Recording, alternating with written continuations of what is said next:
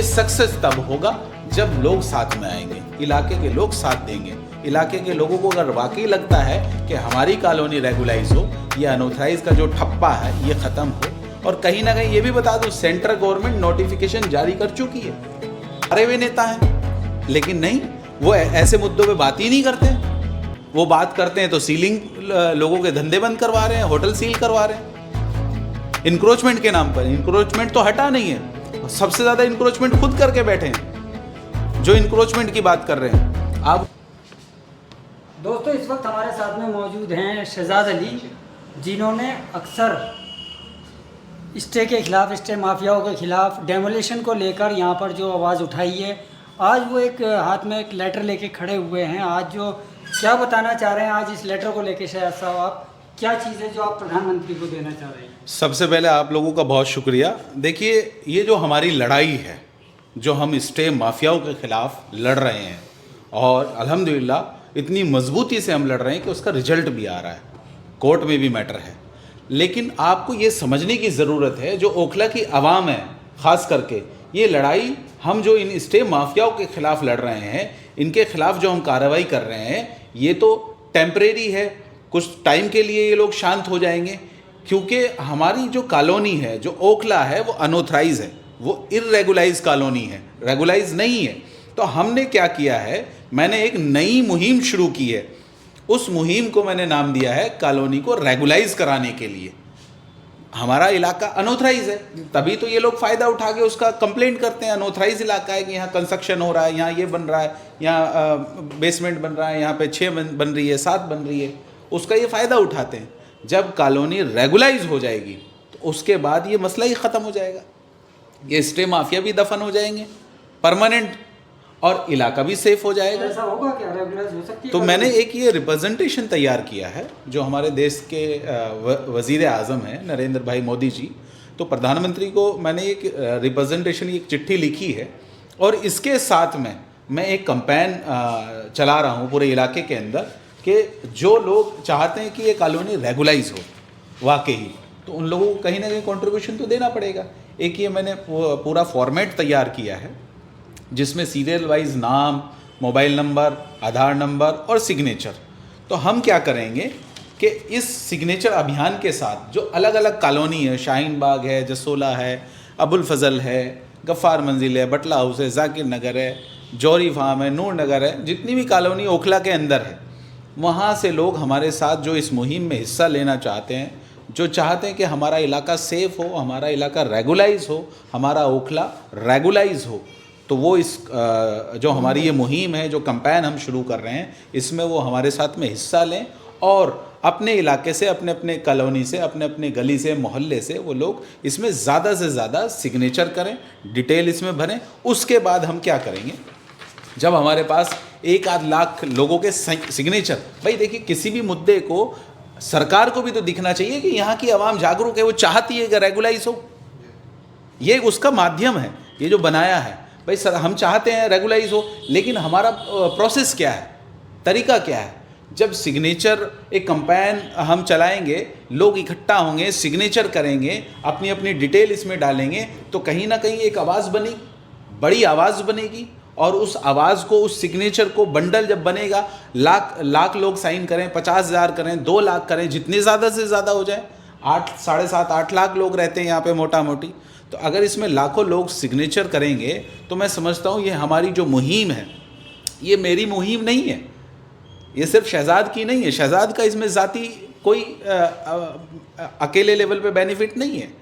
मैं भी जैसे और लोग निवासी, मैं भी निवासी हूँ, लेकिन यहाँ अगर लोग चाहते हैं कि वाकई ये सक्सेस हो, तो हम सबको इसमें इन्वॉल्व होना पड़ेगा। सिग्नेचर जो आप दिखा रहे हैं पेपर, ये कैसे लोगों तक पहुंचेगा? कैसे आप इसको पहुंचाएंगे लोगों तक? मैंने ये कुछ लोगों तक मैंने पहुंचाया भी है, और आपके माध्यम से ये पहुंचेगा। ये फॉर्मेट जिसको चाहिए मैं उसके व्हाट्सएप पे भेज दूंगा। व्हाट्सएप पे ये अवेलेबल है, सोशल मीडिया पे अवेलेबल हो जाएगा। जिसको ये फॉर्मेट चाहिए वो प्रिंट आउट निकाले और उसमें सिग्नेचर करे और मुझे दे दे।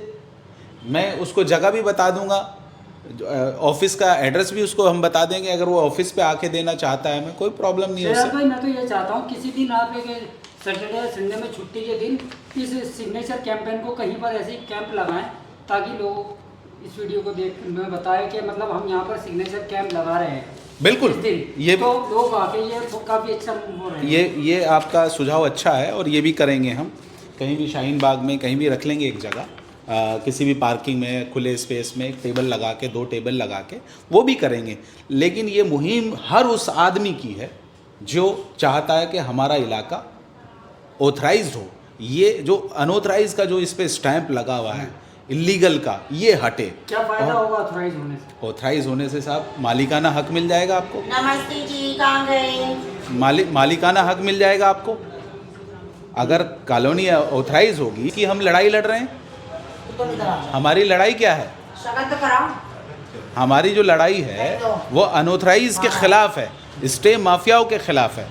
तो हम अगर ये लड़ाई लड़ रहे हैं, अरे जो इस ओखला में रहता है, इस ओखला का निवासी है, इस विधानसभा का निवासी है, हर वो उस आदमी की ये लड़ाई है, हर उस आदमी की ये मुहिम है कि कॉलोनी रेगुलाइज हो। देखिए ये परमानेंट सॉल्यूशन है।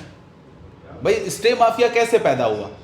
स्टे माफिया जितने यहाँ पैदा हुए कहीं ना कहीं यहाँ के नेताओं की देन है पूरी तरह से, और वो साबित भी हुआ। कई लोगों के नाम सामने आ गए हैं, दोबारा से उन्हें रिपीट करने की ज़रूरत नहीं है। आप हमेशा स्टे माफिया का नाम लेते हैं, कहीं ना कहीं तो शहर साहब बिल्डर भी इस पर जिम्मेदार हैं। बिल्डिंग ऊंची ऊंची बनाते हैं, पार्किंग देते नहीं है, और जो बिल्डिंग एक बार टूट जाती है स्टे पहले से लगा उस पर मतलब स्टे लगा होता है या सरकार की तरफ से स्टे लगता है, तो उसको दोबारा से बनवा के बेच देते हैं गरीब लोगों को।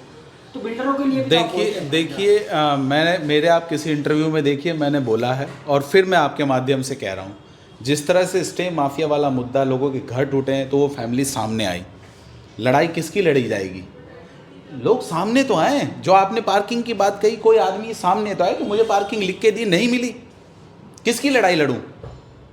बिल्डर ने उसे पार्किंग लिख के दे दी और नहीं मिली, उसकी लड़ाई है ना। कोई ऐसा आदमी सामने तो आए। अब आपने कहा जी ओवर हाइट, सबसे पहले इस ओखला के अंदर उस आदमी के ऊपर एफआईआर होनी चाहिए जिसने शुरुआत करी, जिसने इस गलत बात को आगे बढ़ाया। मैं तैयार हूँ आगे चल के उसके ऊपर एफआईआर कराने के लिए तैयार। आए लोग मैदान में। आप हमारे यहाँ एक कहावत है पश्चिम उत्तर प्रदेश में कि भैंस जब तक नहीं रुकती जब तक खुंटा मजबूत ना हो। खुंटा आप लोग समझते हैं जी।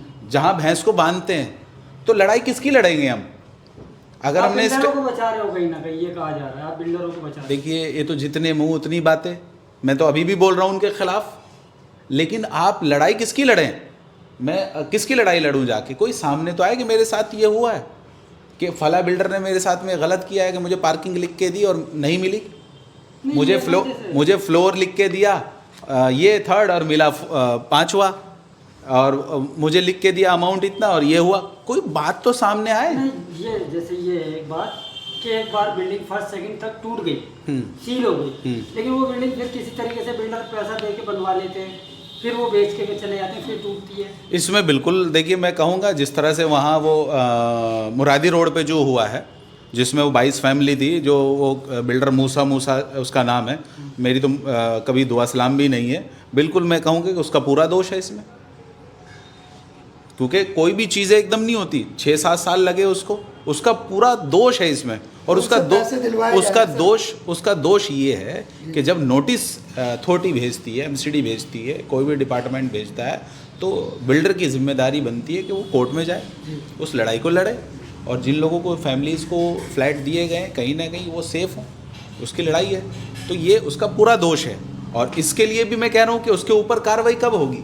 जब वो फैमिली आए। फिर आ गई वही बात, पता चल गया लोगों को कि उसकी गलती है, लेकिन वो फैमिली क्यों नहीं आ रही निकल के? जिनके साथ हुआ है, मैं लड़ाई लड़ने के लिए तैयार हूँ, आए मेरे साथ, आप लेकर आए किसी फैमिली को, साथ खड़ा करें, मैं एफआईआर भी कराने के लिए तैयार हूँ। जो कार्रवाई बनती है वो कार्रवाई कराने के लिए तैयार हूँ। आपके माध्यम से कह रहा हूँ, मजबूती के साथ। लोग आएंगे तभी तो लड़ाई लड़ी जाएगी। गलत कर रहे हैं आप, उनके भी खिलाफ बोलेंगे? पूरी तरह खिलाफ के बात नहीं, कार्रवाई करने के लिए साथ खड़ा हूँ। हाँ, कोई भी हो, मैंने तो नाम लिया ना भी उसका। लोग कहते हैं नाम लेने, भाई पूरी गलती है उसकी क्यों? जैसे जितने भी बिल्डर है, तो अब मैंने कहा ना, तो शुरुआत ये कहाँ से हुई? जिस आदमी ने इसकी शुरुआत करी, सबसे पहले उसके खिलाफ कार्रवाई होनी चाहिए। होनी चाहिए नहीं होनी चाहिए? जो गलत को बढ़ाता है पहली कार्रवाई उसके ऊपर होनी चाहिए। बाद में ये जो पैटर्न की बात करते हैं तो सबके लिए इक्वल हो ना, कि एक पैटर्न सेट होना चाहिए, अप्लाई होना चाहिए, लागू होना चाहिए, वो सब पे होना चाहिए। पर्टिकुलर एक आदमी की बात मत करो। सबसे पहले मैं कहता हूँ, अगर कोई आपसे भी कहे तो आए मैदान में। जिसने सबसे पहले शुरुआत करी इस ओखला में, जिसने 6 बनाई 7 बनाई, जिसने गलत तरीके से किया है, उसके खिलाफ कार्रवाई हो, उसको आप फाइंड आउट करें, उसको ढूंढें कहाँ है, उसके ऊपर कार्रवाई करवाएंगे। और जनता है भाई, लड़ाई किसके लिए लड़ोगे आप? आज स्टे माफियाओं के खिलाफ हमने लड़ाई लड़ी तो वो फैमिली साथ आई ना। जैसे ओखला विहार के वो काले खां साहब, जिनके साथ में फर्जी पेपर बना लिए थे, इधर वो शाहीन बाग में ही रहते हैं, जौहरी फार्म में उनका टूटा है, उनके ऊपर भी जो है ना कार्रवाई, हम साथ में खड़े होकर हमने लड़ाई लड़ी, चाहे वो उधर मुरादी रोड की बात हो। इलाके की बात कर रहे हैं कि इसको किस तरह से बनाया गया है, तो आप क्या मुहिम छेड़ रहे हैं? और दूसरी बात ये कि आप जो है इसके लिए कुछ कंडीशंस भी होते हैं, उस कंडीशंस को कैसे अप्लाई करेंगे? मैंने इस प्रॉब्लम का, ये मल्टीपल प्रॉब्लम है ये अनऑथराइज, इसका एक सॉल्यूशन ये मैं सामने लेकर आया हूँ। मैं शुरुआत कर रहा हूँ, मैं शुरुआत करने वाला हूँ, लेकिन ये सक्सेस तब होगा जब लोग साथ में आएंगे, इलाके के लोग साथ देंगे। इलाके के लोगों को अगर वाकई लगता है कि हमारी कॉलोनी रेगुलाइज हो, ये अनऑथराइज का जो ठप्पा है ये ख़त्म हो। और कहीं ना कहीं ये भी बता दूं, सेंट्रल गवर्नमेंट नोटिफिकेशन जारी कर चुकी है इसके लिए, लेकिन उसमें कुछ कंडीशंस हैं, वो कंडीशंस अप्लाई होंगी। 6 मीटर का रोड है, 12 मीटर का रोड है, रेगुलाइज के लिए उसका 18 मीटर का रोड है, मिनिमम 6 मीटर का है।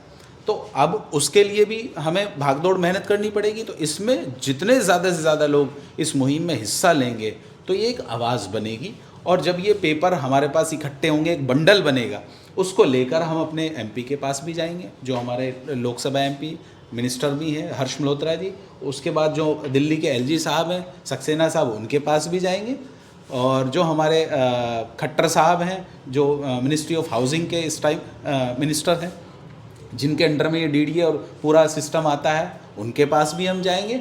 और बिल्कुल फाइनली जो देश के हमारे वज़ीर आज़म हैं नरेंद्र भाई मोदी जी, उनके पास भी जाएंगे, अपनी गुहार लगाएंगे। लेकिन वहाँ जाने से पहले हमारे पास कुछ हो तो सही, मटेरियल तो हो। अच्छा, अगर ये मुहिम कामयाब हो जाती है तो क्या सारी कॉलोनी होंगी या फिर एक आध कॉलोनी रहेगी? ये देखिए, सिर्फ ओखला की बात मैं इसलिए कर रहा हूँ कि मैं यहाँ रहता हूँ, लेकिन मैंने अपनी वीडियो में पहले भी बोला है, इसमें पूरा लिखा भी है कि सिर्फ ओखला की बात नहीं है, पूरे दिल्ली की बात है। ये 1800 ओखला की बात कर रहे हैं, जैसे अलग अलग कॉलोनियाँ हैं ओखला। हाँ, ओखला भी आ रहे हैं, अबू फजल है, मैं पूरे ओखला की बात कर रहा हूँ, और पूरे ओखला के साथ साथ दिल्ली की उन 1800 कॉलोनी की बात कर रहा हूँ। और मैंने मेंशन भी किया, सिर्फ ओखला को मेंशन नहीं किया। ओखला तो एक विधानसभा है, लेकिन ऐसी कितनी सारी विधानसभा, 1800 कॉलोनी। आप सोच सकते हैं 60 से 70% आवाम जनता अनऑथराइज में रहती है। 60 से 70। 1800 कॉलोनी को रेगुलाइज कराएंगे या सिर्फ ओखला को करवाएंगे? सारी कॉलोनी ओखला के साथ साथ। ओखला हमारी प्रायोरिटी, ओखला हमारी प्रायोरिटी शुरुआत इसलिए क्योंकि हम यहाँ रहते हैं, हम यहाँ की बात कर रहे हैं, लेकिन होने तो सभी चाहिए। पूरे दिल्ली में जनता रहती है, जैसे यहाँ जनता रहती है, ऐसे वहाँ भी रहती है जनता। सर, तो पूरी दिल्ली के लोग कैसे साथ देंगे? आप तो ओखला के लोगों से मैं जैसे हमने स्टे माफिया का मॉडल यहाँ से अप्लाई किया, आज वो पुरानी दिल्ली में भी चल रहा है, जमुना पार में भी चल रहा है, लोगों ने अप्लाई कर लिया, अपने अपने इलाके में काम कर रहे हैं, जागरूक हुए लोग। तो मेरा काम तो जागरूक करने का है ना, मैं कोई सुपरमैन तो हूँ नहीं ना, मेरे पे इतने बड़ी रिसोर्सेज है। लेकिन ओखला को आप लेकर चलेंगे साथ में? ओखला के लिए 100%। अगर लोगों ने इस पे साइन कर दिया, सिर्फ साइन करके मुझे दे दिया, फिर मैं एक डेलीगेशन बनाऊंगा बेहतरीन अच्छे लोगों का, यहाँ से सूझबूझ लोग, अच्छे लोग जो वाकई इलाके को चाहते हैं कि इसका रेगुलाइज हो, भला हो, बेहतरी। ये परमानेंट सॉल्यूशन हो जाएगा। ये स्टे माफिया भी ख़त्म हो जाएंगे, ये चीटर भी ख़त्म हो जाएंगे, और ये नेता जो इन चीटरों को पाल रहे हैं ये भी ख़त्म हो जाएंगे, क्योंकि इन्होंने भी रोजी रोटी बना रखी। रेगुलाइज होने के बाद ये परमानेंट सॉल्यूशन हो जाएगा। तो समझने के कितने लोगों के साइन चाहिए होंगे लगभग? भाई जितने ज़्यादा से ज़्यादा लोग कर दें, 50,000, 1 लाख, 1.5 लाख, 2 लाख, रहते तो यहाँ 8-10 लाख लोग हैं। तो इसमें जितने ज़्यादा हो जाएं, ये तो हमारी कहीं ना कहीं अकाउंटेबिलिटी है, ये सबकी जिम्मेदारी है। जितने ज़्यादा से ज़्यादा हम साइन करेंगे उतनी ही बात हमारी बड़ी होगी, लोगों तक पहुँचेगी, हम लेकर जाएंगे। और भाई मुझे साथ चाहिए, पूरी तरह चाहिए। और ये मैं फिर कह रहा हूँ, ये मेरी मुहिम नहीं है, ये हर उस आदमी की मुहिम है जो इलाके का भला चाहता है, जो इलाके को रेगुलाइज कराना चाहता है, जो ओखला को चाहता है ये भी रेगुलाइज हो, ये भी ऑथराइज हो। कैसे इस साइन के लिए आपसे कांटेक्ट करें लोग? भाई मेरा कॉन्टैक्ट नंबर अवेलेबल है, मैं कॉन्टैक्ट नंबर आपके आप बिल्कुल डाल दीजिए, मेरे माध्यम से आप डाल सकते हैं। मेरे कॉन्टैक्ट नंबर से वो मुझे व्हाट्सएप पे संपर्क करें, व्हाट्सएप पे अपनी डिटेल दें, मुझसे वो रब्ता करेंगे तो सिग्नेचर, उसके बाद जब वो तैयार हो जाएंगे एक हम वो भी लगा लेंगे, एक स्टॉल, हाँ एक स्टॉल लगा के प्रॉपर वहाँ जगह जगह घुमा लेंगे उसको। एक आज के दिन शाहीन बाग में हो गया, फिर उसके बाद जसोला में हो गया, फिर अबुल फजल में हो गया, इसी तरह से उसको घुमाते रहेंगे। ये कमेंट बॉक्स में अब वीडियो देख के कि इतना आसान थोड़ी है, इतना शहजाद अली बता। आसान तो ये भी नहीं था। 50-60 साल के इतिहास में इन स्टे माफियाओं के खिलाफ जो लड़ाई लड़ी है हमने, ये कोई आसान था? कितनी धमकियाँ हमें आई हैं, कितनी हमारे ऊपर जो है ना हमले करने की कोशिश की गई है, कहीं फॉलो करते हैं पीछे बाइक से। आसान कुछ भी नहीं होता। और जब आप सच्चाई की, अच्छाई की लड़ाई लड़ते हो, ये भलाई की मैं लड़ाई लड़ रहा हूँ, इलाके की कॉलोनी, ये परमानेंट सॉल्यूशन हो जाएगा भाई। आज तक हर कोई साथ देगा आपका, बिल्कुल भाई। ये जाति मेरी थोड़ी है, और मैं समझता हूँ ये काम तो इलाके के नेताओं का था, चुने हुए नेताओं का, जो हारे हुए नेता हैं। लेकिन नहीं, वो ऐसे मुद्दों पे बात ही नहीं करते। वो बात करते हैं तो सीलिंग, लोगों के धंधे बंद करवा रहे हैं, होटल सील करवा रहे हैं इंक्रोचमेंट के नाम पर। इंक्रोचमेंट तो हटा नहीं है, सबसे ज़्यादा इंक्रोचमेंट खुद करके बैठे हैं जो इंक्रोचमेंट की बात कर रहे हैं। अब इसके लिए मेरी एक अपील सबसे ये है, ओखला की आवाम से, ख़ास करके जो युवा है वो मेरा साथ दें, और मेरा क्या अपना साथ दें, क्योंकि ये लड़ाई जो मैं लड़ रहा हूँ, ये लड़ाई ओखला की भलाई के लिए। अनऑथराइज का जो ये ठप्पा हमारे ऊपर लगा है, अनऑथराइज से हम बाहर निकलें, रेगुलाइज हमारी कॉलोनी हो, ऑथराइज हमारी कॉलोनी हो। हमारी कॉलोनी में भी सारी चीज़ें जो है ना जैसे रेगुलाइज में होती है वो हो, रेगुलर वाटर हो, इलेक्ट्रिसिटी बेहतरीन हो, रोड अच्छे हों, चौड़े चौड़े रोड हों। देखिए इंक्रोचमेंट तो आप देखना कितने बड़े लेवल पे सामने आएगी। इंक्रोचमेंट तो इतना बड़ा मुद्दा है इस इलाके का कि वाकई हटना चाहिए। लेकिन फिर मैं कहूँगा ये बात, जो इलाके के पार्षद ही उनका काम है, लेकिन खामोश रहते हैं। उधर जाके देखिए वो शुएब दानिश, उनके इलाके में कितना बड़ा इंक्रोचमेंट, पूरा का पूरा रोड पे लगी रहती हैं दुकानें, हटवाते ही नहीं, ड्रामा सा करते हैं। किसी दिन हटवा ड्रामा सा किया और फिर शांत ऐसे कैसे ही, परमानेंट सॉल्यूशन दे ही नहीं पा रहे इलाके को 20 साल से। आपके लिए भी काफ़ी मुश्किलें आएंगी फिर इसको बनाने में। आपको भाई दिखाना होगा देखिए, कि इंक्रोचमेंट बहुत ज़्यादा है। मैं तो एक चीज़ समझता हूँ, कोई काम मुश्किल तो हो सकता है, नामुमकिन नहीं।